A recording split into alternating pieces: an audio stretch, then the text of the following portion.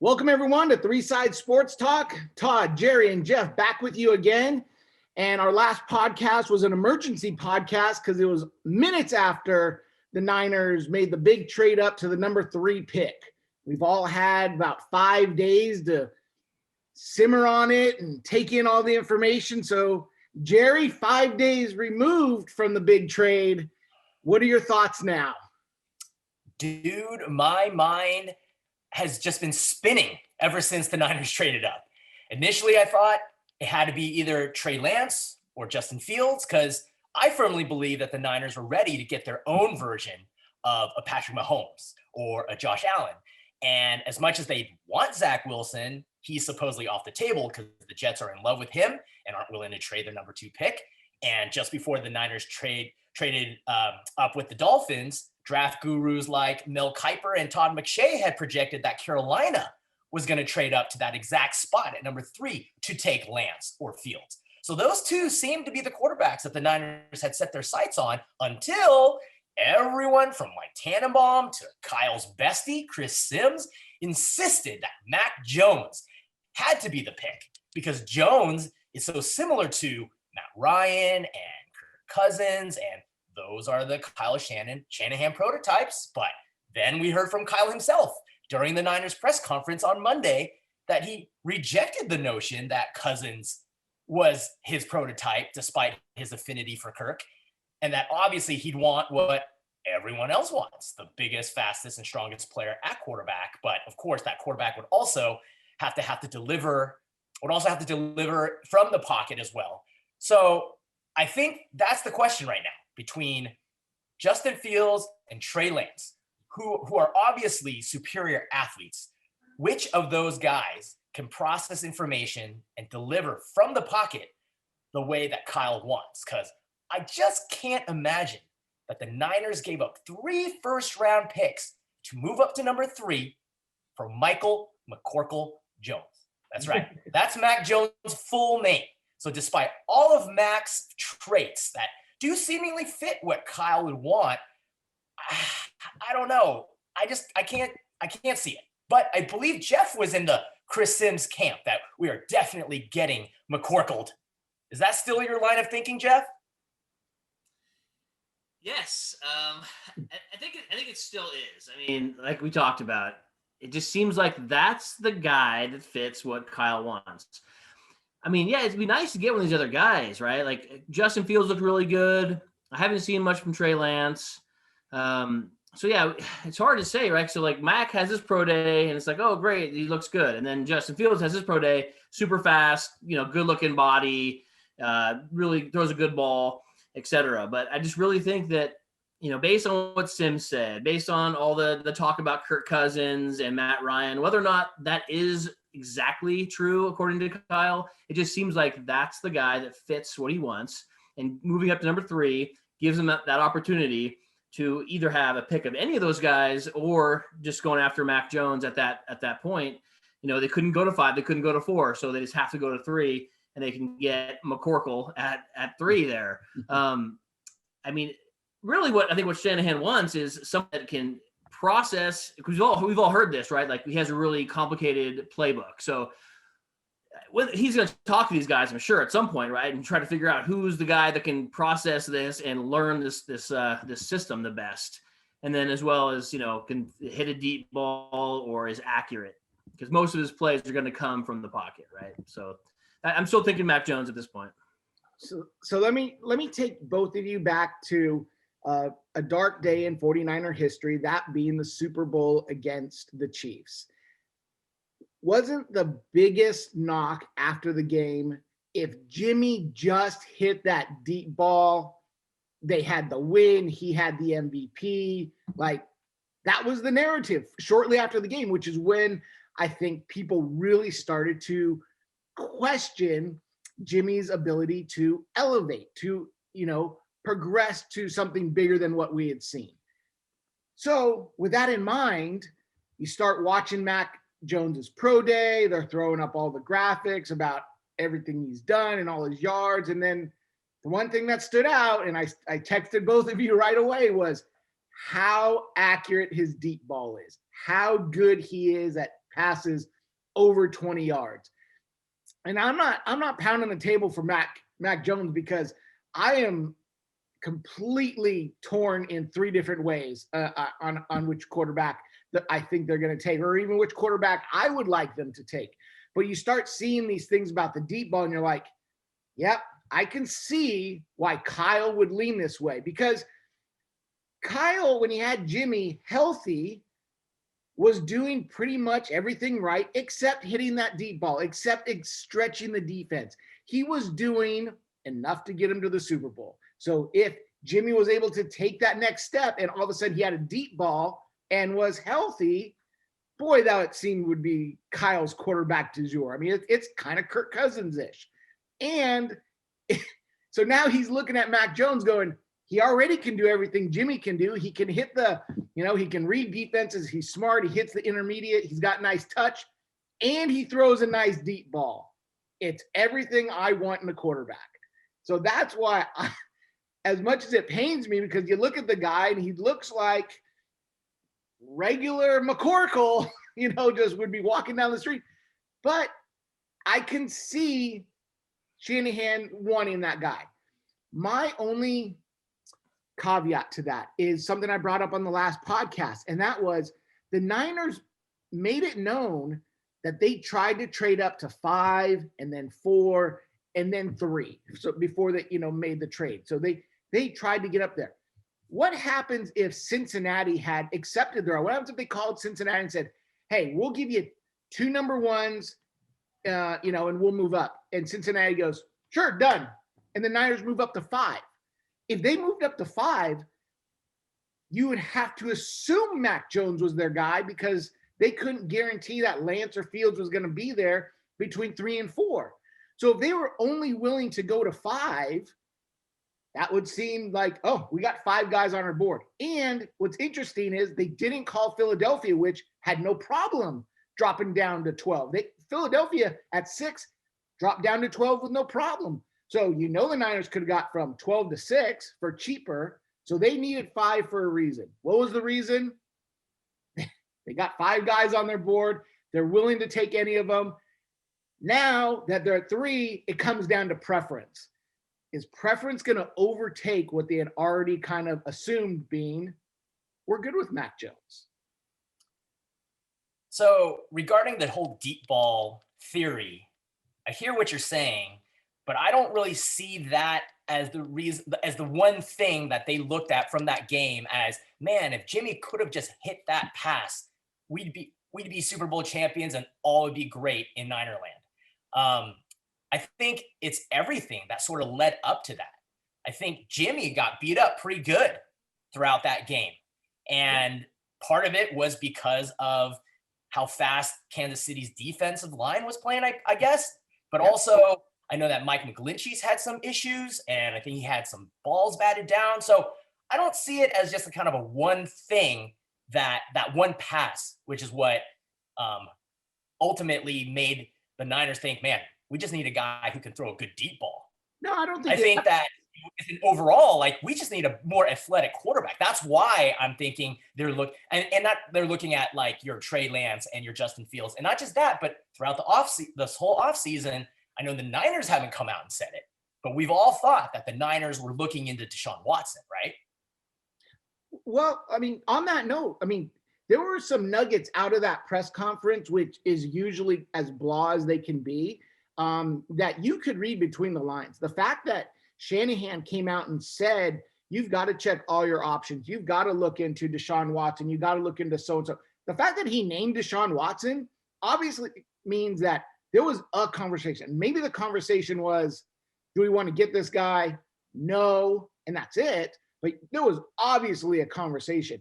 And other things that came out of that press conference, which I appreciate, there was no, we're going to go up there and we're going to get the best guy available. And if that's an offensive tackle, or maybe Jamar Chase, or wouldn't Kyle Pitts fit great? And they said, you need a franchise quarterback. Without a franchise quarterback, you need everything to go right. And that's why we're making this move. So there was no sugarcoating it, or, trying to pull the wool over people's eyes. So, which I appreciated. So I just don't know which way they're going, because every time you hear an argument, whether it be Mac Jones's deep ball skills, you start going, that makes sense. Whether you start seeing Justin Fields and his athletic ability and his, the new throw du jour at pro days is I'm going to roll to my opposite way and I'm going to throw across my body 60 yards, and it's going to be incredible. Like we saw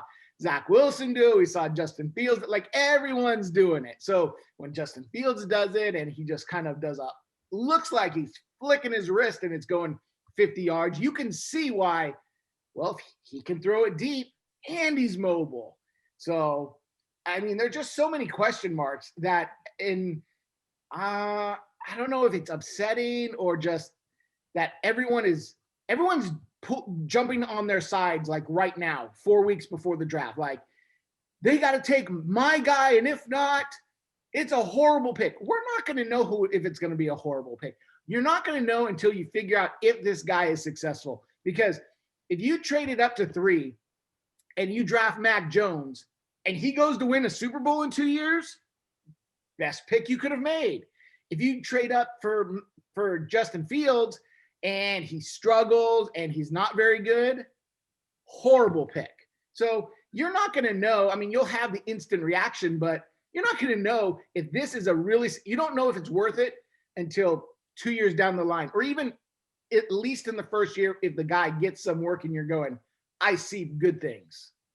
Well, let me just add, and maybe we can just take Shanahan and Lynch like for their word. I mean, everyone says they're honest. I mean, they could be blowing smoke. All could be a smoke screen, but maybe the whole idea of what they said was, we're not getting Lawrence, we're not getting Wilson. We have to trade up to number 3. We haven't decided yet, but we're going to take a quarterback because we need a quarterback for the future because of injury, whatever. We're still fine with Jimmy, like everything they said, right? Maybe that's the truth of it. They're still trying to decide 3, 4, whoever at that spot. I mean, I don't think so. I think they kind of have their mind made up, but I mean, maybe not. Maybe they're still doing their due diligence. But that's kind of disheartening, isn't it? That you traded all these picks and you're not sure who you want. I mean, like you said, like they should have fallen in love with one guy and do all their due diligence and making sure that that's the guy. But but to go, no, we traded up, but we're still, we're not sure who we want. That's just kind of weird. Yeah, just to hear them say that though, like it gives them the opportunity to take a quarterback there. I don't know if it's weird so much as it is proactive. You had to look at the top 5, and the one team that almost was assuredly to trade out was going to be Miami, just because there wasn't they're not in need of a quarterback unless they're moving on from Tua, and by all accounts they weren't. Right. So they could easily have been the team to trade out of. So you're looking at that, and you just got to, if you're the Niners, and Kyle apparently, he's grinded all the tape. He's got his list, and he doesn't go to pro days. And really the only reason he's going to pro days now is for that face-to-face interaction, to talk with them, to find out from head coaches and whatnot. Is this guy first one in the building, last one out? Because Kyle's seen the talent on the tape. He's watched all the game film. He knows everything from a physical standpoint. Whatnot. He needs to know what's in the guy's head. Does he love football? Does he do this? That's why he's got to make the rounds now. It's why he went to Mac Jones first. And then they had Adam Peters in Columbus. And the Niners went from Tuscaloosa to Columbus. Yeah, Shanahan and Lynch didn't see the pro day, but you don't think there was phone calls made or a meeting when they landed? And there's apparently talk about them having Trey Lance do another essential pro day so they can be there. So my opinion is they have their talent list, but they're going to go make sure that there's no red flags and somebody just doesn't, come off as a complete idiot going, no, we can't entrust the franchise to this. Right. And they had to make this trade. Maybe they didn't have to make it, but by all accounts, with Carolina thinking about trading up, and you don't know what the Patriots are doing, and Denver's you didn't want to be, like Kyle said, you didn't want to be the team left at the altar because you weren't active enough to trade up there. So was it early? Yes. But again, these guys have someone in mind. And if not someone, it's close enough that they're good with who they think they're going to get. Yeah, I hear you. And I think you're right. I think they're just being proactive, and which is not a bad thing. And who's to say they can't even trade back down? True. Well, and I said it on the last podcast. I don't know if this is complete. I don't know if, there isn't a possibility to trade up to number 2, depending on what happens with the Jets, because as much as the Jets may have already fallen in love with Zach Wilson, I mean, are you telling me they fell in love with Zach Wilson without seeing his pro day, without interviewing him, without bringing him in? Like, that's some, I don't know, faith you're putting in a guy without having to meet. So I think there's still a possible second shoe to drop, and it could be moving up. What happens if the Jets do something silly? And what happens if the Jets take Mac Jones and then the Niners go, all right, we can trade back to 5. Like, there could still be something else out there, but they got a tool in their toolbox that they can use with that 3rd pick, opposed to waiting to draft day and going, oh crap, things are happening, we got to go up from 12. Right. And not only that, but I mean, everybody's assuming that the Jets are going to take Zach Wilson. But did you guys take a look at the Jets website and their ticket page? No. Yeah, I saw that. Yeah. What is it? Jeff, did you see? So tell the listeners, whose picture did you see plastered all over the ticket page? Sam Darnold. Right. So, who knows? Maybe which that could change day by day, I guess. I hear you, but maybe the marketing department knows something we don't, and maybe Kyle Pitts is their guy. We don't know.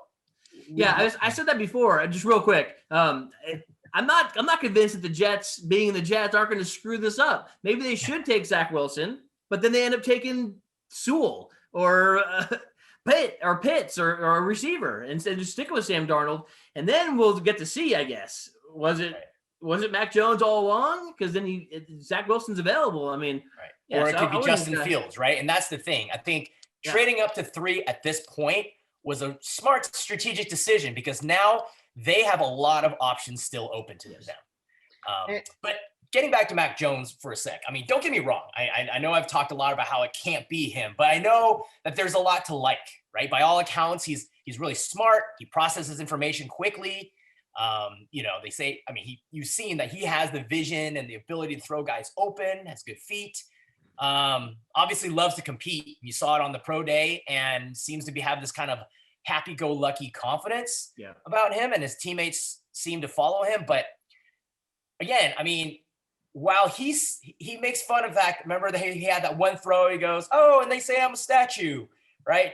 To kind of poke fun at the fact that people call him a statue. Well, he may not be a statue right now at the age of 22. He doesn't look like a guy who's going to get more agile as the years go on, right? And let's be honest, he had a huge advantage playing for Alabama. I don't think they ever played from behind. So, do we know how Mac would perform if his team was down like 20-0? What if he played for a school like Washington State? Gardner Minshew put up huge numbers at Wazoo, but he didn't get drafted until the 6th round. So I don't know. People like to compare Mac to Matt Ryan, right? Who obviously excelled in Shanahan's offense. But, when things broke down, like during that Super Bowl against New England, Ryan didn't have the capability to escape the pressure and took a terrible sack, which impacted result of the game, obviously. So I don't know. I guess you mentioned something that I just, it's one, hey, I spent the last, week, developing a further list of my pet peeves. So we can get to those later on. But one of the things is these talking points that you start hearing about, and what you say is true. Like, I mean, Mac Jones has all this talent. He's got basically an NFL line. He doesn't get hit. And Justin Fields isn't coming from De Anza College. I mean, Ohio State gets just as good athletes, as Alabama, as Clemson. Like, these are the top-notch guys. So to talk about, and I agree, like, it's hard to evaluate Mac Jones when he's sitting in the perfect pocket throwing to receivers that are wide open. But the same thing can be said for Justin Fields. Like, he is equally as adept to sitting behind a great offensive line and throwing to receivers who are going to be drafted. So that's my point.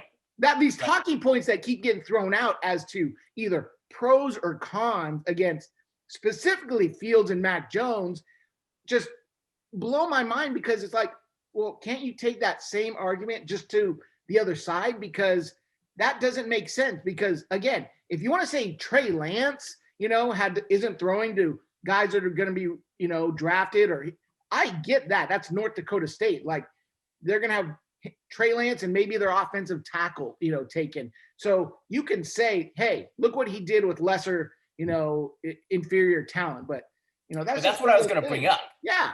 I was going to bring up the fact that, like Justin Fields had the same kind of deal. So the way I would think about it is, what if you dropped Mac Jones, Justin Fields, Trey Lance at Cal? Like, how would they have done? How would that team have done under those conditions, right?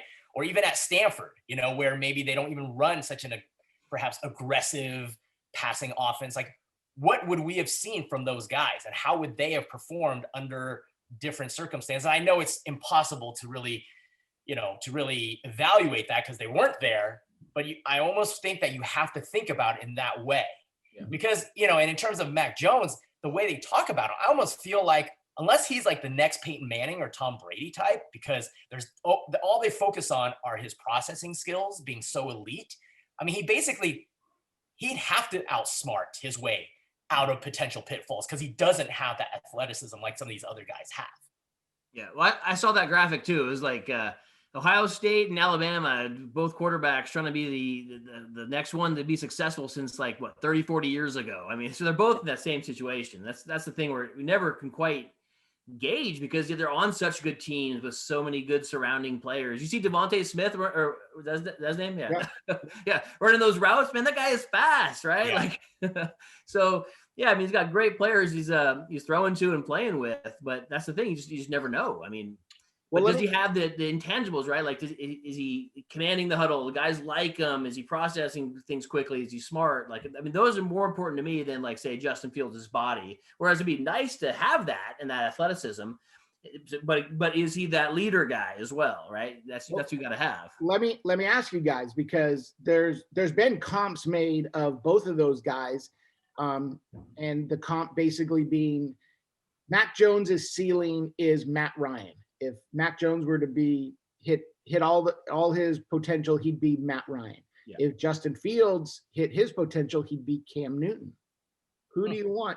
Who would you rather have as a quarterback for 10 years with the Niners in Shanahan's offense? You want Matt Ryan or you want Cam Newton?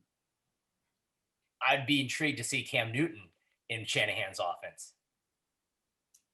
Yeah, I don't know. I mean, they're both, I guess, MVPs with a losing Super Bowl, right? So exactly. They both went and lost the Super Bowl. They both have one MVP right. on their pelt. Well, they both would take either one. I guess it's pretty successful. I mean, but yeah, I like the added dimension of the running or escapability or whatever. So that, you see that with Justin Fields, Trey Lance. And in listening to Steve Young the other day, he couldn't emphasize enough how the NFL is changing, and it's moving more and more towards guys who must have the athleticism to escape pressure and extend plays if you want to be a championship contender. Otherwise, you're just leaving scoring opportunities on the table. Well, speaking of Steve Young, everyone talks about how influential Mike Shanahan is with Kyle, and how Mike and Kyle are always together. They're breaking down tape. They're making these phone calls. Mike Shanahan, his greatest runs were with Steve Young on the 49ers and with John Elway. John Elway was a phenomenal athlete early in his career and was still a guy who could get outside the pocket later in his career. He was not by any means Dan Marino or a statue. He moved. So if Kyle's listening to his dad's greatest experience did have a quarterback who could move and extend plays and do things outside the pocket. So for people to say, oh, he only likes Kirk Cousins, well, he's never chosen a quarterback. he's always gone to a place that had a quarterback. Matt Ryan was there when Kyle arrived. Those types of things. He came to the Niners and he admitted, and we've known this, but he admitted, I wanted Kirk Cousins. When free agency came, I was going to sign Kirk Cousins. Like, that was going to be his guy. And then Jimmy gets plopped onto his plate. So, okay, now I got to deal with this guy. And we've kind of made, I mean, reading between the lines, it was kind of like, I've done all I can with him. We've progressed to the point where in my mind, he's peaked. I need the next guy to do something more. So again, nobody's saying, or I'm not saying, I think Shanahan is in love with Mac Jones. I just think the evidence is there that he could be, let's put it this way. He's a more viable option than lots of people in the media are giving credit to possibly being the number 3 pick. I don't know. I mean, you just said that Kyle didn't get a chance to pick his own quarterback, but had he had a chance, he would have picked Kirk Cousins. And that frightens me a little bit, just because I personally don't think Kirk Cousins is a championship caliber quarterback. And then on top of that, he did sort of get an opportunity to pick a quarterback. It wasn't in the first round, but he did pound the table for CJ Beathard, which ultimately got John Lynch to trade up into the 3rd round to pick CJ Beathard, and that didn't really work out. So from that whole, Jeff, you're saying you just trust them, and then Todd, you're saying, oh, they haven't really had a chance. I'm like, they kind of did, and it kind of didn't work out. So that's what makes me nervous. I think hold on. Trading up. I'm not saying trust them. I'm just saying trust what they're saying as far as being able to get somebody. I'm not saying trust them because, yeah, we've all talked about this. Like, who they have taken, I'm not sure either, right? Beathard and Hoyer and all these, right? Like, I get it, right? So, what are you gonna say, Todd? I mean, I think trading up into the 3rd round and giving up a 6th or whatever, a 5th or whatever they gave up to move up the handful of picks is a little bit different than 3 number 1s. Like, they're not really equal. I mean, no, I'm not saying they're equal, but still, I hear what he you're chose saying, as a dud. Yeah, but there's a difference. There's difference in I want to move up to this guy because I'd like to work with him. I think I might be able to get something out of it. Turns out it didn't work. Rather than I'm mortgaging everything on this guy. No, there was no illusion that CJ Beathard was coming in year 1 to take snaps. I mean, if this rookie isn't competitive with Jimmy going into camp, that's going to be a little concerning. Like Concerning. Well, a lot concerning.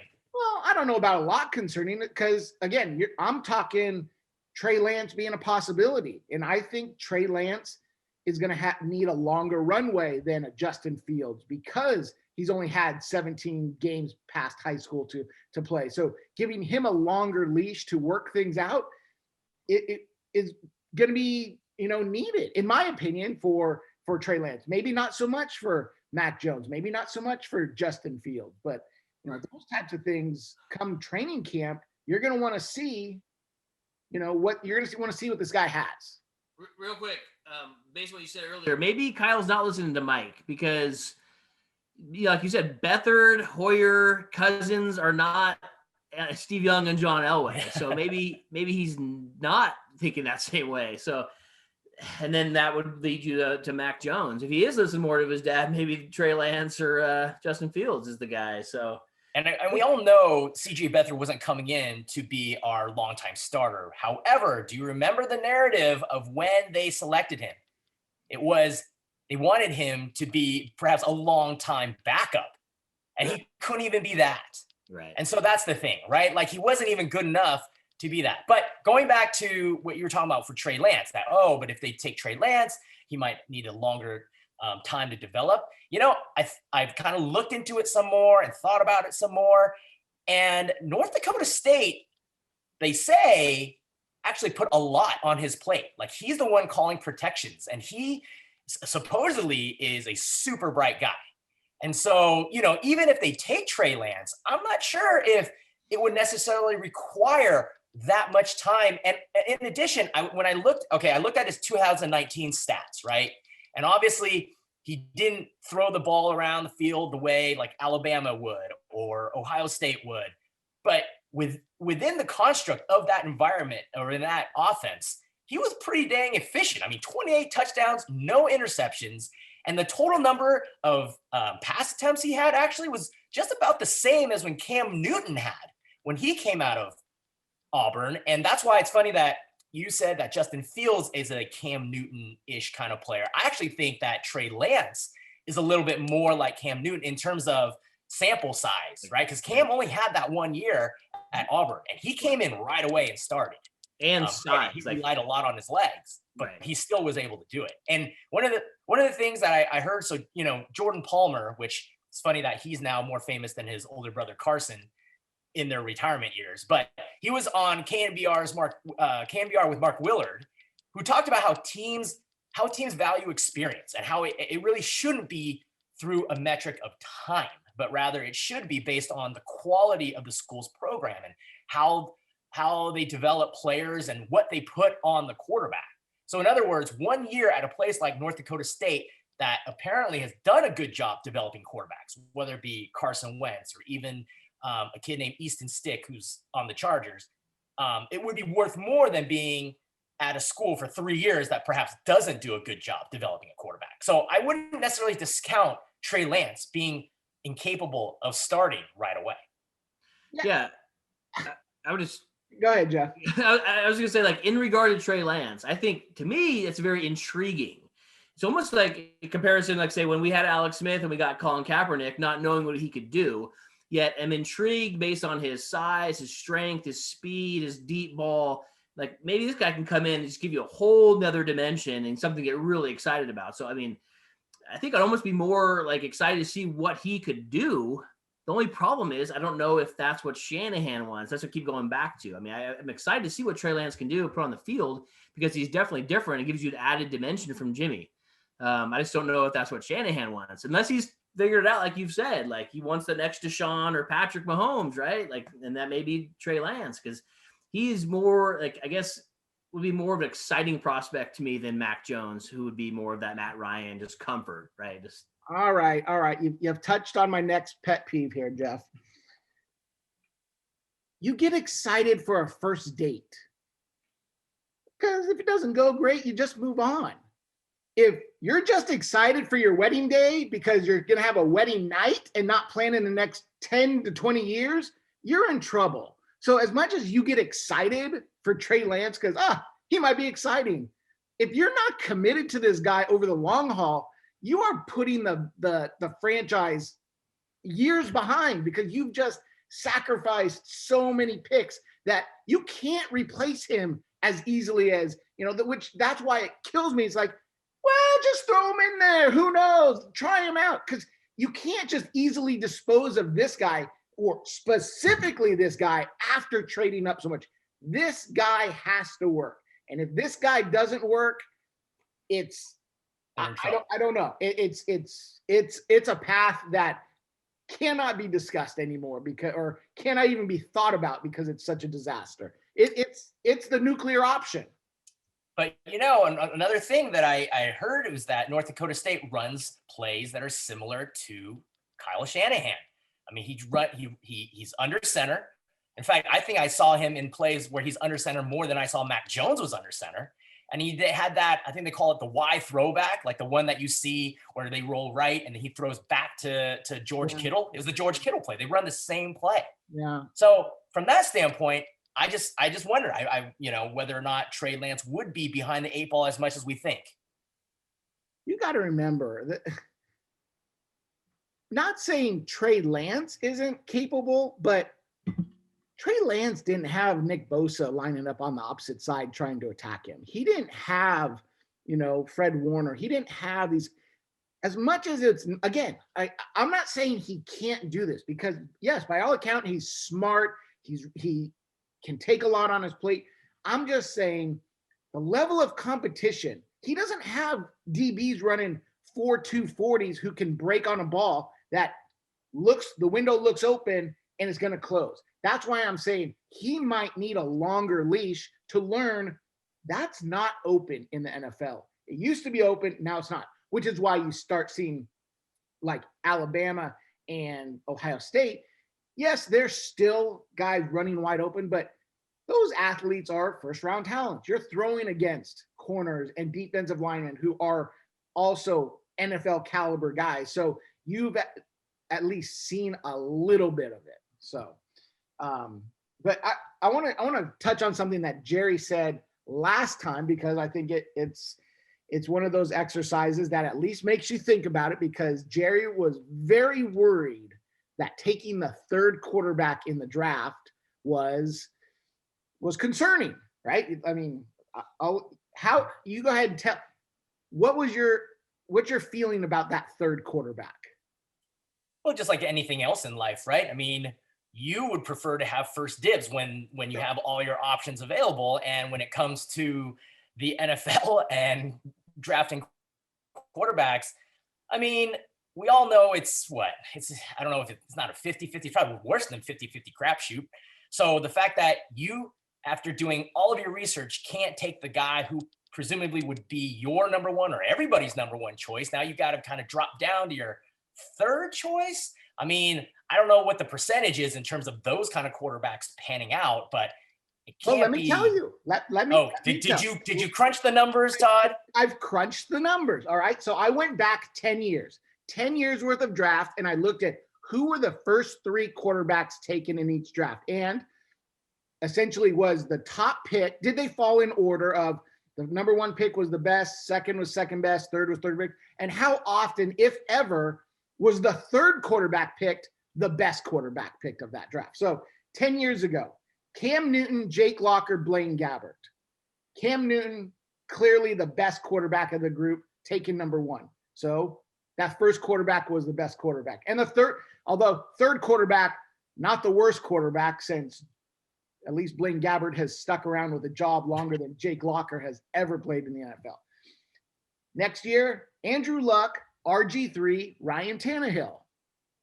I would say that it's Luck, Tannehill, RG3. You can dispute second and third, but again, the first pick was the best pick.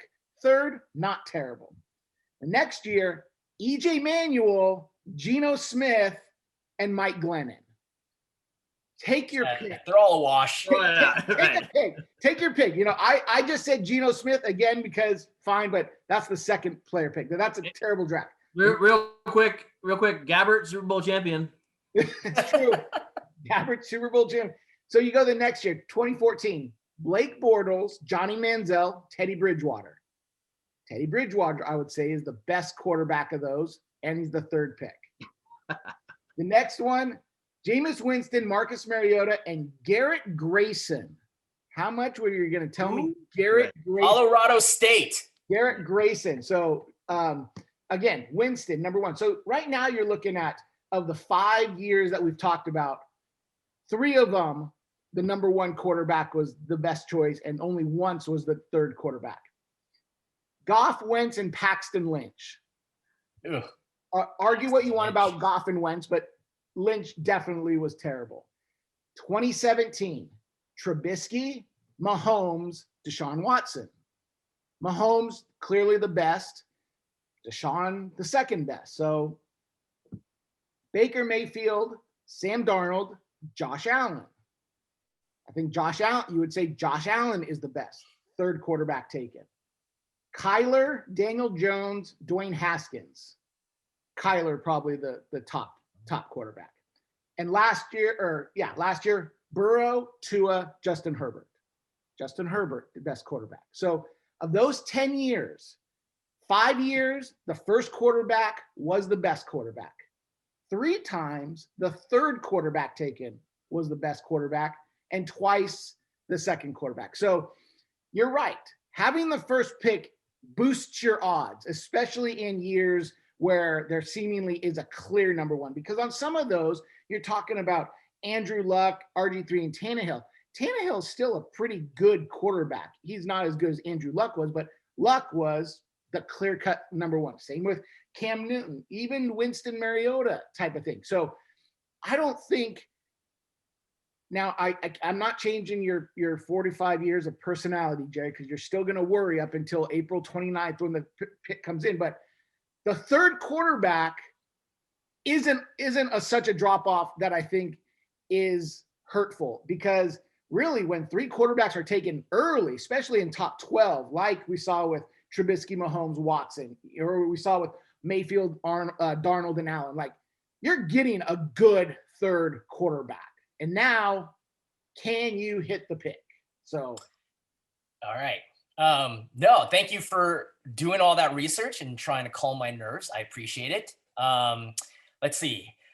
I guess to start off with stuff that's positive, you're right. I mean, just because they have the third pick in terms of the quarterbacks they want isn't the end of the world, because they could end up with, like last year, right? Between Joe Burrow, Tua, and Justin Herbert, they could end up with Justin Herbert, right? Which I think we'd all agree wouldn't be a bad thing. Yeah. But in 2019, they could end up with Dwayne Haskins. Right? Kyler Murray, Daniel Jones, Dwayne Haskins. And then the pick, I think after that, the next quarterback was Drew Lock, which again, not ideal. But I think that one of the years that concerns me most is, you were talking about 2018, Baker Mayfield, Sam Darnold, Josh Allen. Because Josh Allen, when he came out of college, his accuracy was so bad. I don't know that Kyle Shanahan would feel comfortable with drafting Josh Allen, right? He's that, hey, he's got a big arm, he's really athletic, but dude, what's up with his accuracy? And who does he play against? UC Davis, Eastern Michigan, Boise. I mean, who is he, and who's the next quarterback drafted after that? Do you remember? Our boy, Josh Rosen. Yeah, Rosen, yeah, your buddy. And remember what they said about Josh Rosen. He's the most pro-ready quarterback out of all these guys. What are they saying about Mac Jones? He's the most pro-ready quarterback. And that's the thing, right? I think that's where I just get, just a little worrisome. And granted, 2017, great. If we end up with the next Deshaun Watson, fantastic. Or, from playing standpoint, or Patrick Mahomes or whatever. And but then you said 2016, the third guy was Paxton Lynch. However, later on in the 4th round, Dak Prescott. So I guess that's the thing. It's like one of those where, the good thing is that we have Kyle Shanahan. And if we believe that he will figure it out this time, then, having that third pick hopefully isn't as bad. And actually, it's funny. I would think that Justin Fields and Dak Prescott is a closer comp than the Cam Newton comp. I don't know. What do you guys think about it? Yeah, no, I agree. Well, go ahead, Jeff. I don't know about that, but I was going to say, I think, Jerry, you just counted your own point by saying, who did Josh Allen play against? Well, who did Trey Lance play against, right? The same. I mean, that's more of like what you're talking about there. No, but yeah. Well, that's the thing, right? Like, Josh Allen didn't play against anybody, but at the end of the day, did that matter?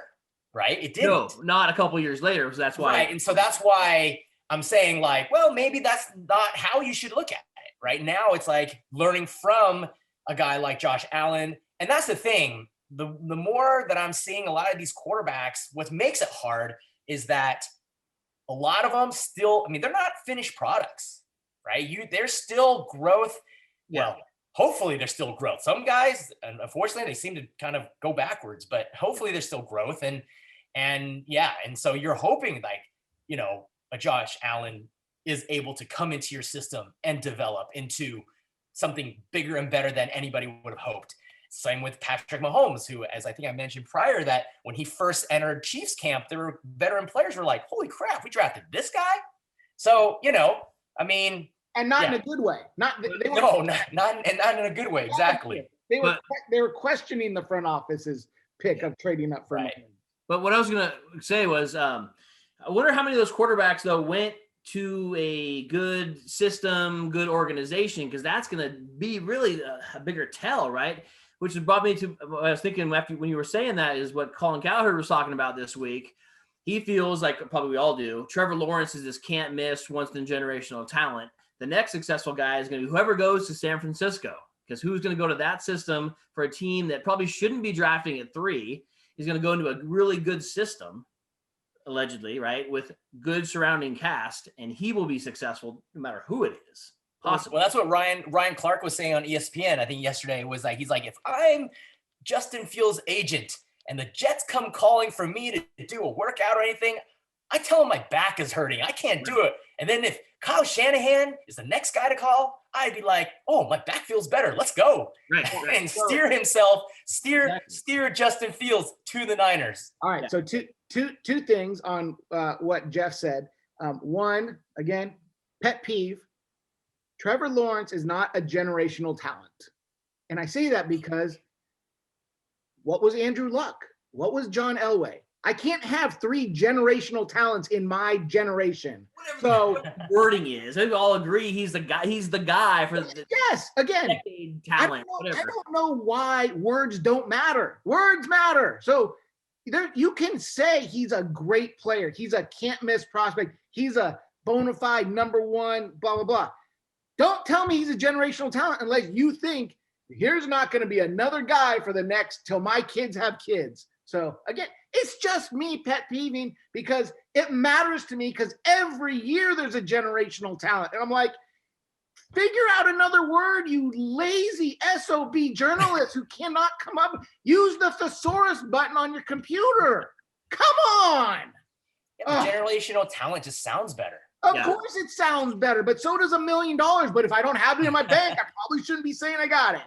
Well, I mean, again, this is the season when all these guys are talking about everything and they can have one opinion one day and a totally different opinion even the next day. Like Dan Orlovsky. I don't know. Did you see him, I guess, on the Pat McAfee show yesterday talking about Justin Fields, right? Yes. So first of all, before that, I saw him on ESPN. He was talking about how great Justin Fields is and how you shouldn't even need to worry about his, the talk about how he has difficulty going through progressions because it's not a big deal, that he actually does go through his progressions, that if Justin Fields slips out of the top, I think 4 picks, then the NFL's like totally screwed up, right? But then yesterday he goes on the Pat McAfee show and he's like, he's heard rumblings that Fields just has some work ethic issues and that he's the last guy in, first guy out, of the building type of guy, which is really hard for me to believe. Right. But again, we're in the thick of draft season, right? And we know that it's the season of misdirection and misinformation. So, I guess what I'm saying is, Todd, I know you have issues with what people say, but I just think that, and I'm going to try to calm you down now, just relax. It's going to be okay. And people during the season, they're just talking. Just talking. I understand, but like there's so much information out there that you don't have to work hard to come up with something. I'm not saying you have to name your sources like Dan Orlovsky. If you're not going to name your sources, fine. Although when he went on Twitter today, he said, I spoke with an offensive coach at Ohio State. That's not giving away a name, but to me, that's saying, all right, that's somebody who at least knows the building. Is it the quality control? Is it gratis? I don't know what level it is, but at least he's telling you a story of somebody in the building who has seen Justin Fields and can tell you, I don't know where you heard that, but dude beat me to the facility all the time.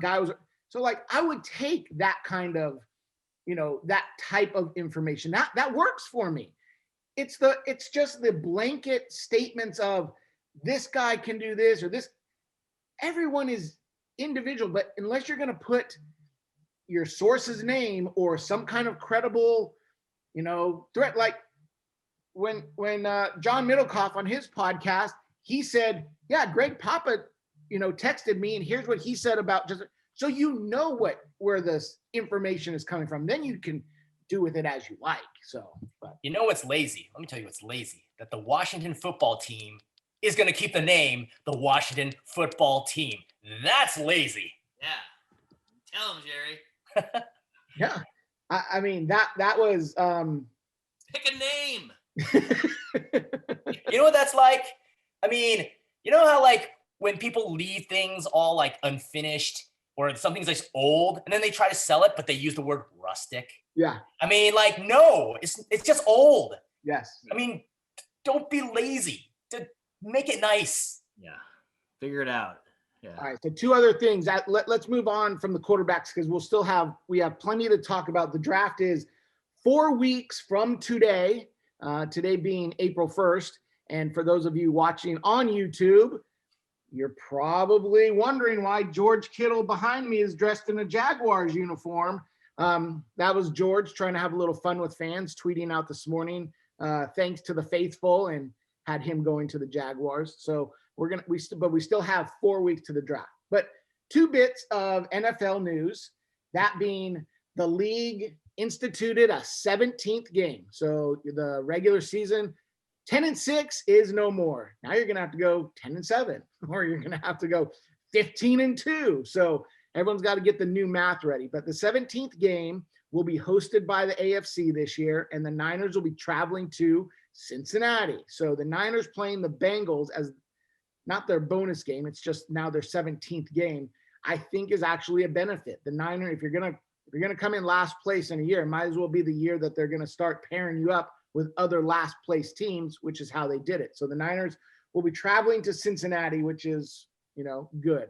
Also, news came out, the Falcons are going to have the international game, and they're giving up one of their home games. Niners don't play Atlanta, so as of right now, until they add another international game, don't have to worry about the Niners traveling across the pond and having to do one of those logistical hop, skip, and a jump, play on the East Coast, and then fly to London, and then fly home. So couple nuggets of scheduling news, if you care to partake, before we get to what the new rule proposals have actually been posted by the NFL. Anything? Cincinnati? No? All right. Two things. They are talking about adjusting the overtime, and we talked about that a few weeks ago. Do you want the current overtime where you have to score a touchdown? Do you want the old time overtime of sudden death wins it? Do you want you pick the yard line, the other team gets to pick offense or defense? Or do you want a tie? No tie. Yeah, I was gonna say, no tie, right. That's the only thing. Let's do anything to avoid a tie. I'm down with that, right? All right. No tie. The Niners, or not the Niners, but the league is also considering allowing pretty much anyone but offense or defensive linemen to wear the single-digit numbers, much like you see in college when Dion wore number 2 and whatnot. My guess is both of you guys give that a thumbs up, that you're all for letting the players wear their uniform numbers. Yeah, I guess. I don't know. I mean, I think traditionally I wasn't a huge fan of expanding the numbers that a lot of players can wear, just because growing up, you're used to, your receivers always wearing something 80-ish. But at this point, yeah, I don't care. Yeah, I'm two things. I'm okay with single digits. I wore a single digit, right? Like I don't mind the single digit. That's fine.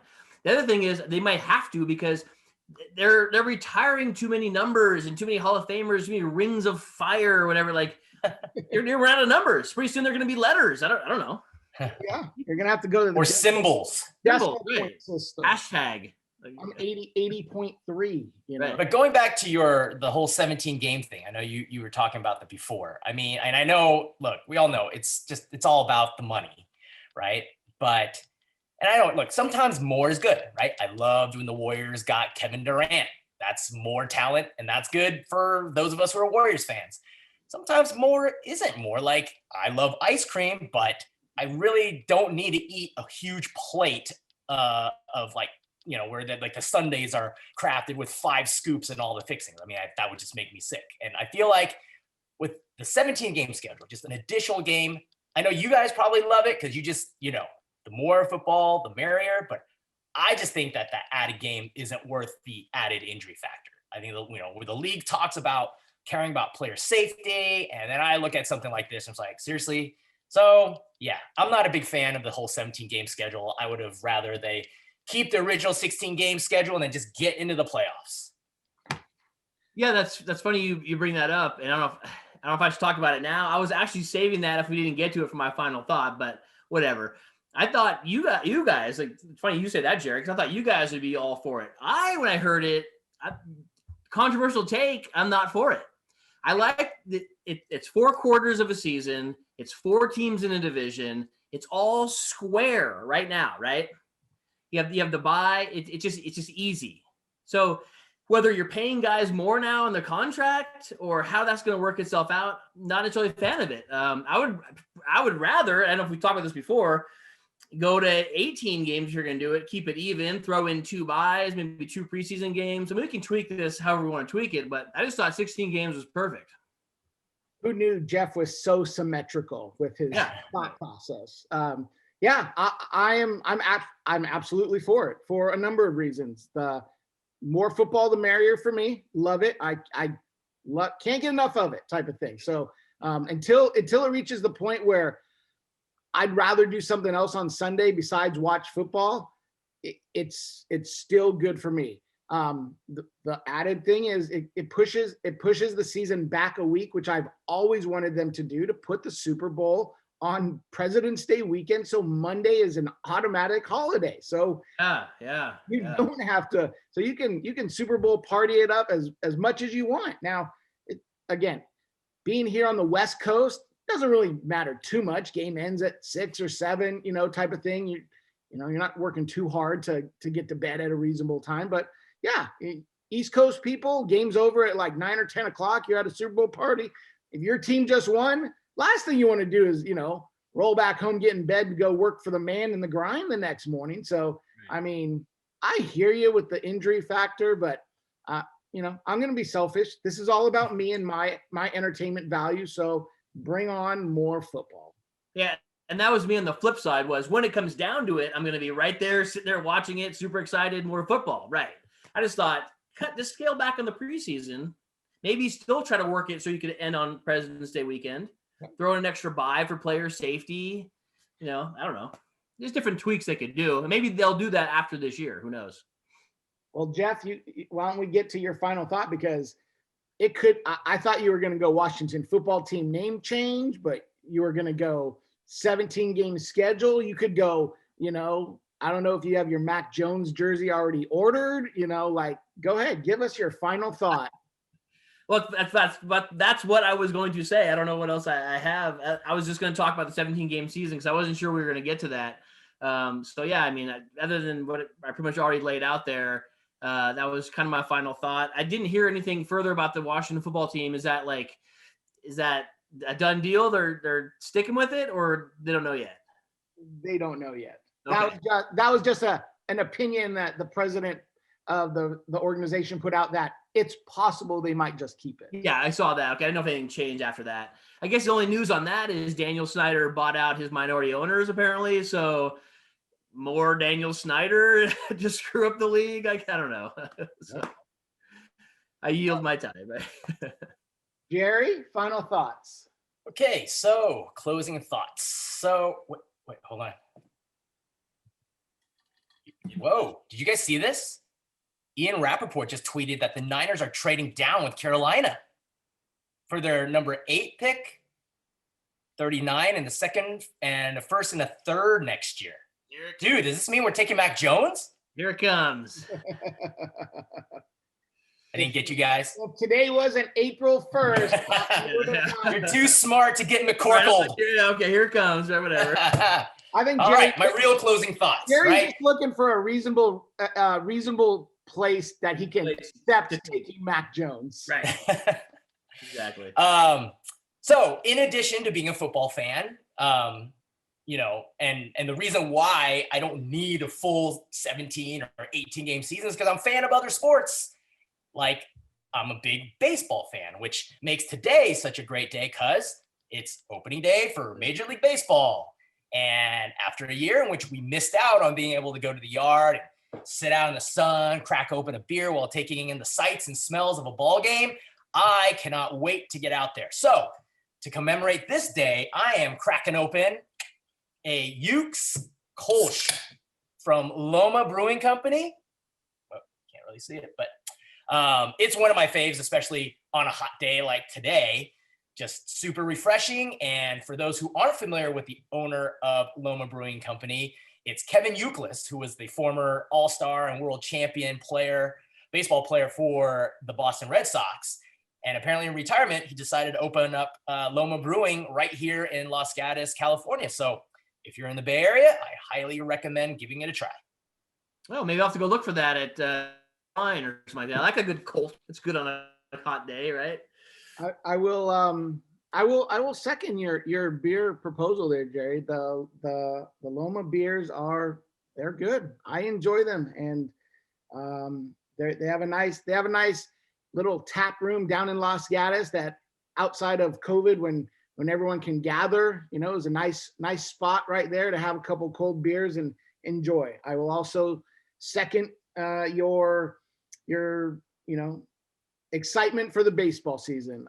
It was very exciting to wake up today, start my day, flip on the TV, 10 o'clock, there it is. Opening day, Yankees, Blue Jays. I love the Blue Jays uniforms, and you can't go wrong with baseball all day long. But I will say a couple things came up regarding the baseball day that just had me scratching my head. And one was Miguel Cabrera hit a home run in his first at bat. Why is that noteworthy, you might ask? It's because it was in a snowstorm. He slid at second base, not even knowing the ball went out of the yard, and he gets a double. Then he proceeds to go around the bases. But holy cow, snowstorm for baseball season, not good. That's the issue. So then the second one was, they always say these professional sports are games played by kids type of thing. And that was never more evident than in the Dodgers-Rockies game today, as Justin Turner's at first base. Bellinger's up to the plate. He hits it long and deep, and it's gone. Why was Turner turning around to run back to first base, making Bellinger pass him? Bellinger's called out for passing the runner. Turner then has to come around to score. He hits the ball over the fence, is only credited with an RBI single because he passed them between first and second base, which made me go, I've seen this before. Where was it? Oh, yes, on the Little League field when I have 8-year-olds running around in front of each other and you're not quite sure. So a couple things on opening day, as I enjoyed most of the baseball, that just reaffirmed that baseball is a warm weather game. Doesn't need to be played in the snow, and even the best of them make just boneheaded mistakes. So yeah, those were my final thoughts. All right. Very good. We have, like I said, we have 4 weeks until draft time. We will continue to monitor the situation with the Niners. All of the official pro days have been completed. If the Niners, do something with Trey Lance, I'm sure it'll not only be televised, but it will be reported on extensively. We got 4 weeks of smoke screens and trying to filter out the facts. We are also here at Three Sides. We're going to do what every, qualified and unqualified sports fan does, and that's put together a mock draft before the draft. We're going to dissect the first round as to not only what we think is going to happen, but what we want to happen and what we think the teams are going to do. So one of our upcoming episodes will be a full first round mock draft, and we will each be taking a different teams and making those picks. So that will be, that's always a fun exercise. As always, like, subscribe, and comment. We take comments through your reviews. Also, you can hit us up on Twitter at Three Sides Sports and leave your comments and questions there. We'll field those on our next episode. But we're in April, boys. The draft is now, in this month. So the thing, as we had to pivot, we thought we were going to be on Deshaun watch all through April to see if that was going to be what was going to keep the news cycle churning. And as it was, Kyle and John decided to pivot to, we're just going to go right up to number 3 and then make everyone start guessing which one of these quarterbacks we actually do love. So we get to talk about all that. So for Jeff, for Jerry, I'm Todd. Thanks for listening. We'll see you next week. Good night. Good night.